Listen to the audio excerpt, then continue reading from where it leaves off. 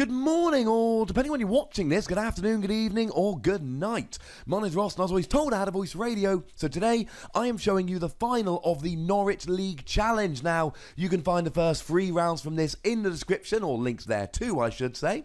And this is it for all the marbles, 2 undefeated players going head to head to see who will be the victor. On the left, we've got Scott Simmons and his Passimian deck that was featured in a previous round. Go check the link in the description.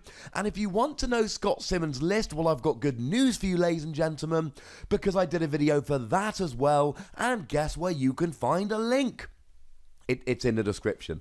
On the right, we have got Tubbs Woolner and his Rainbow Road deck, the Xerneas focus deck. And quite frankly, this had better be good, because he asked me if I delayed the upload of this video until Sheffield, which you'll notice this is coming after day 1 of Sheffield Regionals has happened. You better be watching the stream at pokemon.com/live. So hopefully he's got a very good deck list. So Tubbs has started off, and it's weird calling him Tubbs, but I'm sorry, ladies and gentlemen, that's what he wants to be called. He's got a Xerneas in the active, a Xerneas on the bench. He gets an energy. He plays a Lysander on Passimian and has to just pass. He has nothing else. He's got to just Lysander it up to waste a turn, and off we go. Now, not really the end of the world for Scott here. He can attack with Passimian, or in fact, he can attack with Mew, but Mew's got free retreat.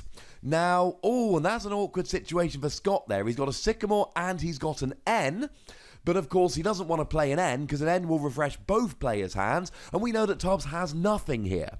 So Scott plays a Sycamore, gets himself a new hand of 7 cards, and really here, now he's got the double colourless, that means he's got an attack, although with 0 Passimian on the bench he gets a whopping 10 damage, but here comes a Nest Ball which is going to allow him to get a second Passimian. And it's just all about building up that team play attack. He wants to make sure that he's doing as much damage as he can, and he does that by using that team play attack. 10 damage plus 30 for each Passimian on the bench. So at the moment, 1 Passimian, he does 40, and a second Passimian 70. And if he can get a third Passimian, he goes all the way up to 100. And of course, he's got the option with the Fates Collide Mew and the Memories of Dawn ability that will allow him to, use use one of the attacks of one of his basic Pokemon. He can actually copy that. So instead of doing 100 maximum with 3 Passimian on the bench, he can do 130 maximum with 4 Passimian on the bench. Now, Scott has spent a very long time searching with that Nest Ball. Did he just search it out and not put it onto his bench? Or did he fail it? He might have failed the search there. Otherwise, it doesn't really matter. And he's attaching to a Rangaroo. And he didn't grab a Passimian. So 2 things are occurring to me right now, ladies and gentlemen. Number 1, how many Passimian does Scott have prized? Could it be 3? There is a genuine chance Scott's got 3 Passimian prized right now, because otherwise, why would he not grab one of them out? And why would he be attacking to a Rangaroo? And secondly, that means that the Lysander from Tubbs was a brilliant play, because it means that Scott is going to have to get that Passimian out of the active to get the Rangaroo into the active. Now, we do see a Hooper EX coming down from Tubbs here. He's using the ability to grab 3 EX Pokemon. He's got a Flygon, a Volcanion, and a Shaman. Now, as you can see on the screen, that Rainbow Force attack does extra damage for every different type of Pokemon on the bench. Clearly, he needs Volcanion, because that's 2 different types. It's a dual type. Clearly, he needs the Shaman to draw more cards. As for the Flygon, I don't know. Could be fun. He needs another type of EX, and that ability from Flygon, it's alright. It's not the best ability in the world ever, but it means that if he's in the active, you can force your opponent to switch. Now, good news for Tubbs, he got the free requisite energy onto a Xerneas on the bench. Bad news for Tubbs, he didn't get the active Xerneas out of the active, so that means he's not able to actually get an attack off, but then again he would have had to hit into the bursting balloon and take 60 damage. So Trainer's Mail from Scott lets him look at the top 4 cards of his deck, find a trainer card and put it in his hand. He's gone for a Pokemon Catcher. And what would be amazing here is if he could actually use a Pokemon Catcher to grab that Xerneas on the bench that's got all of that energy on and actually go and try and get a KO here. Now, Orangaroo's attack it's alright, it's not the best attack ever. It does 60 damage plus 20 for each energy attached to your opponent's active. Free energy on Xerneas means that Orangaroo's attack will do 120 as Scott goes and gets that Skyfield down there. And you may notice that 120 is the exact HP of Xerneas. That, ladies and gentlemen, is very, very handy indeed. Now, there is the escape rope, and I love the play from Scott here. Because Tubbs doesn't want to put anything in the active. Flygon's got to go in the active because it can take a hit, but you don't want to throw up the Shaman to take a hit, and you don't really want an EX to be hit. Oh, and here comes that Pokemon Catcher. If he gets a heads, and there is the heads, he gets these Xerneas. If Scott's got a second energy, which he does, now he's able to use Orangaroo's attack here, and he is going to get the KO on Xerneas with that psychic attack.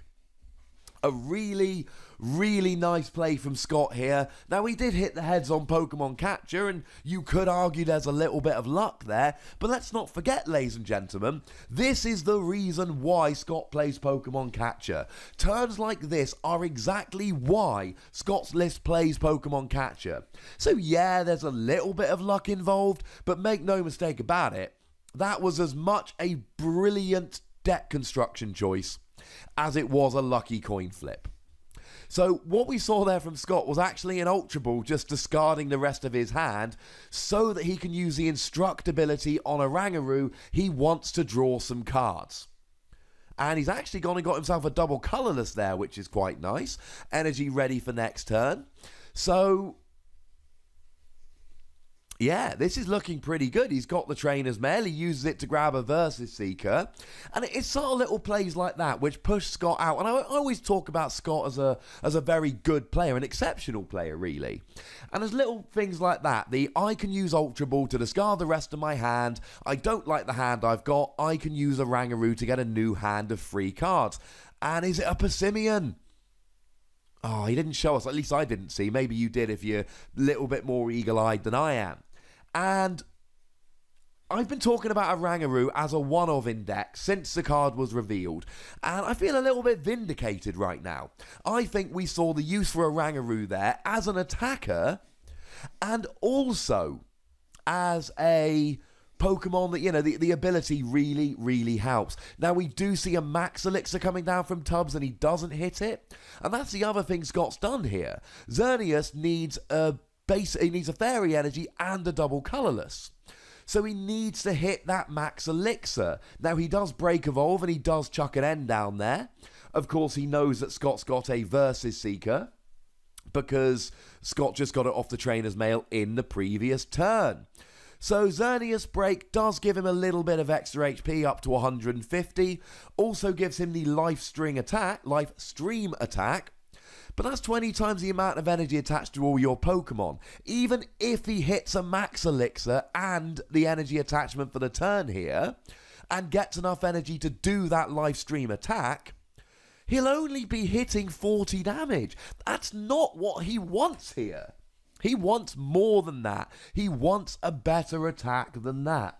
So that attack from Scott in the last turn, it didn't just put him a prize up. It didn't just potentially get him a Passimian out of the prizes, but it really put Tubbs in an awkward position whereby he's really under the hammer here, just trying to get a Pokemon with enough energy on to actually attack. Now, he can't even really use Flygon's ability. Now, of course, he can use Flygon's ability. He can make Scott switch his active Pokemon, but Scott's got 2 Mews on the bench. Each of those Mews has a free retreat cost, so he can just retreat again. So the question for Scott here, is he going to be trying to take down that Xerneas, or is he content to just hit for 60 on the Flygon? It's not the worst. Oh, and I think he's got a Lysander in the discard if he wants it. And he does. He does go the Lysander. And he grabs a Shaman into the active. Now, it's only going to hit 60 at the moment, because Instruct only hits 60 basic. But clearly here, Tubbs is struggling to get energy on the field. So what Scott's basically saying is, hey, Tubbs, good news, right? Either I am going to... Oh, no, sorry, he's using the Lysander on the Xerneas, not on the Shaman. And I like this play as well. 60 is, again, half a KO on the Xerneas. So it looked like he was going for the Shaman there, but he got the Xerneas. Doesn't really matter. Oh, and that worked beautifully, because now he's gotten 2 KOs with a Rangaroo. And they're not just KOs, they're Xerneas KOs. Now, some of you might be watching this at the moment thinking, why didn't he get the KO with Shaman? Why didn't he KO the Shaman? Because at this stage, Scott's not thinking, I want to take 6 prizes early. He can KO that Shaman later using a Mew. What he's thinking is, I want to get rid of the Xerneas cards. I want to make sure those Xerneas are gone. And when Tubbs has got no more attackers left, then I can just KO stuff like Shaman. It doesn't really matter. Now, there is an argument that KOing the Shaman gets him 2 prizes. Here's a Max Elixir. He kind of needs to hit it here. And he does hit it, so not the end of the world here. That's quite nice. And there's an argument that taking 2 prizes means it's more likely that he's going to be able to pull those Passimian out the prizes. And he does get a Passimian off that last prize, clearly. But you've got to love what Scott's doing here. He's sitting there, and now Mew can hit for 70. Now, Mew for 70 isn't amazing, but it's not terrible. So he's just going to sit here, and he's going to attack with the Rangaroo. Now, what would be amazing is if he could grab a Bursting Balloon here, force Xerneas to attack into it and take 60. But it looks like instead he's going to retreat. He's going to pop the Mew into the active. He's presumably got a double colourless here with which he can attack. So he would be able then to just hit for 70 with team play. Assuming he's got the energy, which... Oh, double Puzzle of Time! Get any 2 cards from your discard, put them into your hand, and definitely a double colourless here. Maybe a Versus Seeker. I don't think he's got any more energy in the discard. I mean, a Bursting Balloon could be fun. I mean, certainly I'd be considering Bursting Balloon here. Or Pokémon Catcher. That would be a fun card to go for. We've already seen that Tubbs is struggling to get those Pokemon out of the active. So, if Scott can hit heads on Pokemon Catcher here, that could be absolutely huge. And could really put him in a great position to kind of finish out this game nicely. So, yeah, I like what Scott's doing here. I love these plays. I think there's an argument for Bursting Balloon. But even then, Bursting Balloon wouldn't actually get the KO. Here comes the Catcher flip. And is that, looks like a Tails? Yeah, Tails, unfortunately. So now he's hit 50% on the Catcher, and it all seems terribly fair. Although clearly the early Pokemon Catcher was a much more important flip than this one. So there is a revive there coming down, it looks like. And you've got to love what Scott's doing here. He's building up those Mews. He knows those Passimian are an important commodity. He's not putting them anywhere near harm. He's going Mew. He just wants to get the Mews, and he wants to be attacking with the Mews. And this is nice. And here comes the Versus Seeker for the Professor Sycamore. I mean, Bursting Balloon here would... I mean, it wouldn't actually have that much of an impact on that Xerneas. Because that Xerneas is a break, which means it's got 150 HP. So Mew hitting for 70 plus Bursting Balloon for 30 would put the Xerneas up, for 60, would put the Xerneas up to 130 and not get the KO. What it would do is put, now that's working very nicely. Now Scott's going to get, no, he's not yet actually, because he's still only hitting 70. But if you can get a Xerneas with just, 20, 30 HP remaining, then you're in Sky Return territory. Oh, Professor Kukui!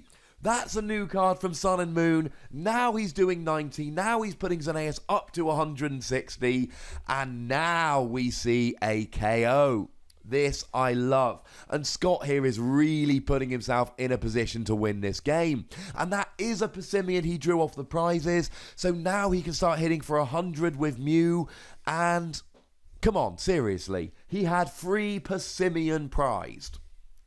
And he's gone up 3 prizes and put himself in a really, really good position to look like he might be actually able to finish out this game and win. When you're 3-0 and you're in the final and you're playing for the title, you're playing for the tournament win here. And you're playing a Passimian deck and it's a best of 1 and you flip over, and you do your first search through with Nest Ball. I am not paid to endorse that streaming platform. Then it's just beautiful for your opponent when they see that you don't grab a Passimian. And to come back from that is brilliant. Now we do see the Flygon coming into play here, making the Mew move, meaning that Tubbs can get a KO here, take a prize, and avoid the bursting balloon. So in previous turns, the free retreating Mew meant that Flygon ability was basically pointless, but it does mean here that he can make Scott switch so that he doesn't have to hit into that bursting balloon, and you've got to love any time you can get around your opponent's bursting balloon.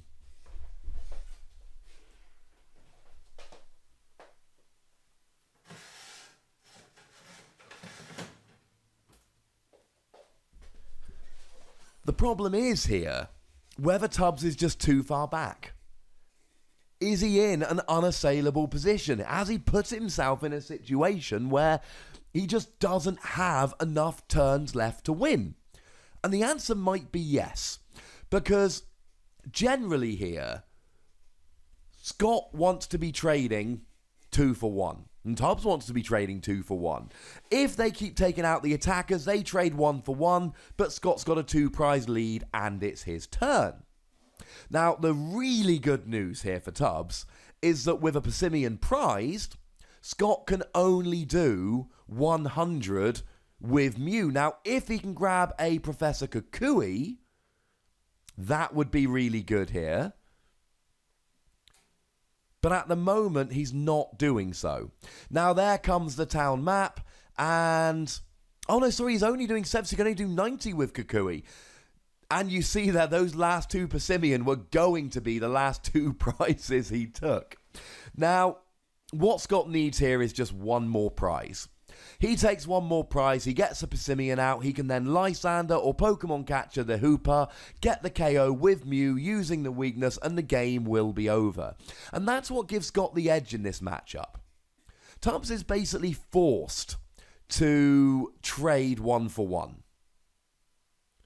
But Scott isn't. Scott can KO some EXs. Now, don't get me wrong, there is a Shaman on the bench. But it's not really, even if Tubbs gets a KO on Shaman here, then they're even at 3 prizes, but then Scott can just take a KO and then Lysander the Hooper and go and win the game.